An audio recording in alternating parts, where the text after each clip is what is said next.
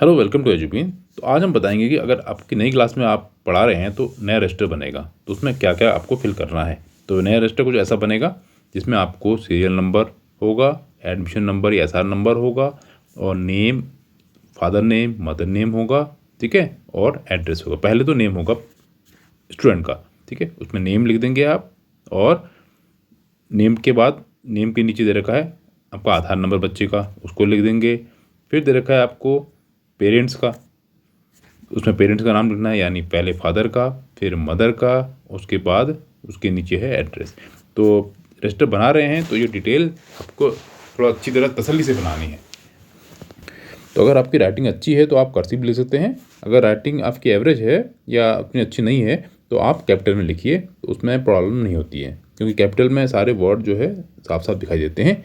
Cursive हो सकता है किसी की मतलब घुमा के लिखते हैं कितने, तो हो सकता है कुछ वर्ड मिसमैच हो जाते हैं। तो फिर आप इसके बाद जो कॉलम के हिसाब से आप इसमें फिल कर सकते हैं, ठीक है। तो अगर आपने पूरा ढंग से फिल कर दिया इसमें ऐसा नंबर वगैरह, तो कभी भी स्कूल में किसी चीज़ की ज़रूरत पड़ती है तो उसमें आप डायरेक्ट रजिस्टर निकाल के वो इन्फॉर्मेशन दे सकते हैं। और आपकी क्लास में कितने आरटी में है ये भी आप उसमें मेंशन कर सकते हैं।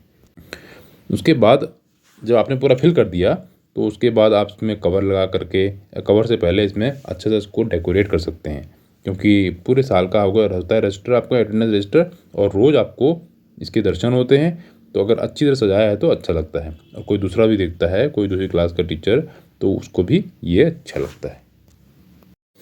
तो इसके लिए आप जैसे इसमें कॉलम थोड़े पतले दे रखे हैं, तो इससे पहले जो रजिस्टर में मिला था उसमें कॉलम बड़े बड़े थे, तो उसमें तो आप कोई भी पेन यूज़ कर सकते हैं।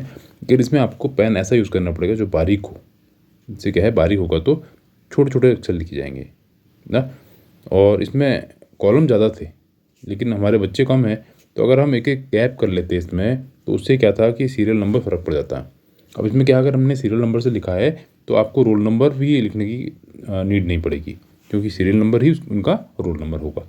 तो ऐसे आप उनका आधार कार्ड फिल कर सकते हैं, फ़ोन नंबर फिल कर सकते हैं, डेट ऑफ बर्थ भी फिल कर सकते हैं। तो ऐसे आप अपना क्लास का अटेंडेंस रजिस्टर बना सकते हैं, क्योंकि सेशन के शुरू में ही ये काम हो जाते हैं।